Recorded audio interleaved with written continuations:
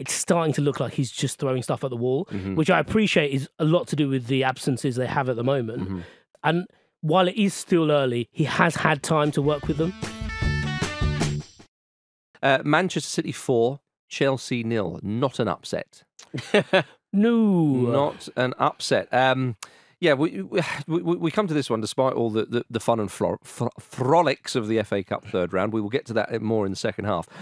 But this one's an interesting one because Potter is under a huge amount of pressure. And you thought to yourself, OK, it's a cup game. Manchester City have rested, predictably, a few of their bigger players. Still, obviously, it's a strong lineup. It's Manchester City, for crying out loud.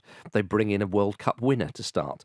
But Potter named a pretty strong team for Chelsea in this game and just brushed aside with ease, Jim. I mean, like, it felt like Man City were playing a League One or League Two side. Well, I was going to say, this is exactly the kind of result where you'd be like, oh, there are X many places between the two teams. And it's like, well, it's like, what? Like 7 or 8? 8 places. To me, actually, more than that, it makes it look like Chelsea's current position isn't a false one. You can completely see Man City beating mid-table teams 4-0 at home.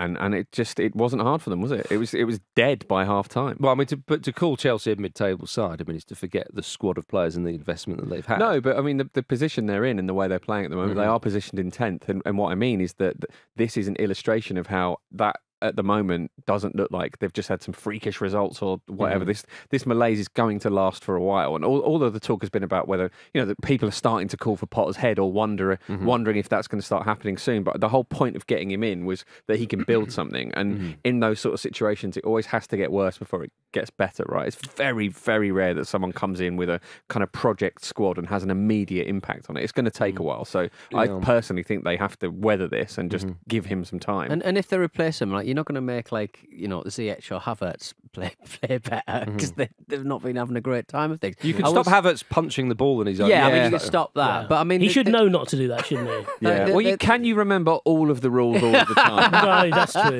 They change so often. Yeah. Yeah. I mean, he's nerfed Sterling, but I mean, maybe he'll just take a bit more time to settle with him. But I just think that I just think he's inherited a squad that's actually a bit of a mess, really, and they've bought strangely, and it's not set up to be it doesn't seem to be run as a football club. It seems to be run as a... Well, Bowley's showing that he understands the club's culture because he's been behaving like a proper wanker lately.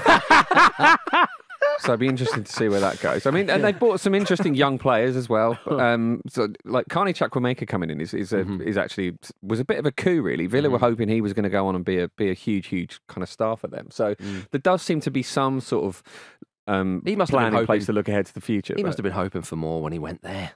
Well, I don't know. He's starting games, No, as in, but I mean, the club. In terms of the, how they're playing. They're one place above Villa currently in the league. and also you forget that like Potter did have this in him at Brighton, but it's not Chelsea. You don't have that level of exposure, do you? So like you can go on a run of 4 or 5 games and not really win. But the thing is, though, can't do that at Chelsea. No, but shouts at you. But also though, he wants to start a lot of these young players. We know what he's like, what he's done at Brighton and other clubs as well.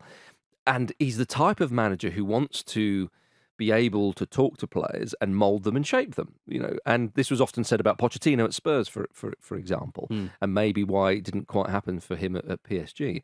And so with Potter now, not only is he at a bigger club and all the trappings and all the rest of it that comes with it, he's now managing a different type of player, a different profile of player, and it will be interesting to see if he can get them on board. Yeah. Because you spend all that money, you got big names there. I mean, Kai Havertz scored a winning goal in the Champions League final, for crying out loud. So people might say he's not a top player, but look at what he's done. You mentioned Raheem Sterling there and so on.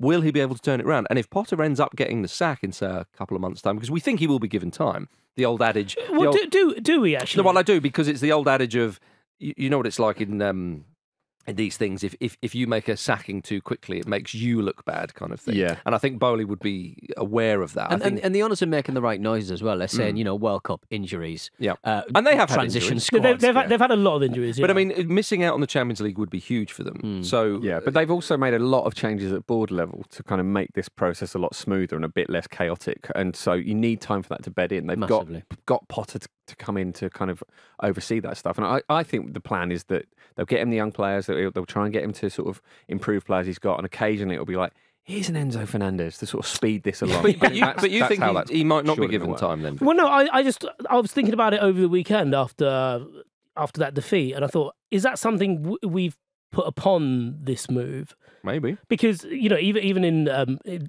previous situations with previous Chelsea managers, at no point was it articulated that they didn't have time. Do you know what I mean? Is it the kind of thing that we thought because of the type of manager we know Potter is, because of his work at Brighton, that you'd get him in to give him time? But actually, was he actually hired just because he was, you know, a manager in form who a lot of people were talking about, who Chelsea thought, oh, actually, he'd be quite a good manager to hang Well, Bowley out. said he was impressed with him, didn't he? Yeah, but I mean, like genuinely, what does Todd Bowley know? I think if we look at how Chelsea are spending their money at the moment, it's a bit scattergun. Yeah. It's like it's these huge transfers. Oh, so it's the Expendables 3. Yeah. Just everyone's a bit of a mercenary. Yeah. Orbs wanted to play for the last manager, now he's not interested. It's just like... Yeah. Well, we don't know if he's going to stick to that plan yet, because we don't know what type of owner he's going to be. But you have to wonder if there's sort of a minimum requirement for you being granted that time. If they do, they're not going to finish 10th, not a chance.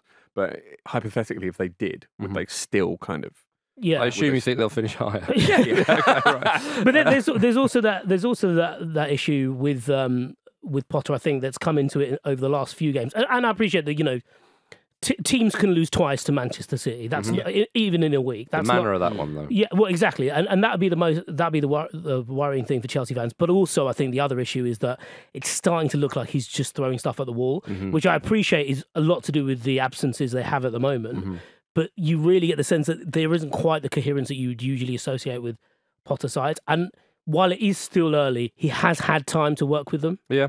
Oh, I agree. I mean, the problem is, though, if they get rid of Potter and, you know, you think, well, then it's the board just throwing, you know, into the wall, isn't it? Because, I mean, you think, like, who else do you then get in? I mean, the fans were singing for Thomas Tuchel's name and so on. I mean, they were singing for Abramovich as well. He really, and bear in mind, they weren't singing for Frank Lampard, though. No, they weren't. Well, Frank Lampard and Potter are the two favourites to get sacked next. Is that right? Yeah. Job swap. Yeah. Talking about the Expendables 3, Mourinho 3. Oh, hey. Well, genuinely, I wouldn't be surprised if they went all out and tried to get Ancelotti at the end of the season. Oh, cool. Would that be the weirdest thing that they've done? I mean, that when people talk about the managerial merry-go-round. That's less Expendables. That's more Red, isn't it? Yes. Going back to geriatrics. He's not a geriatric. Is he technically a geriatric, Ancelotti? I just thought for a moment it was going to give me a chance to say MacGyver. Not with that cigar technique. I think that's true, it's evergreen, that lad.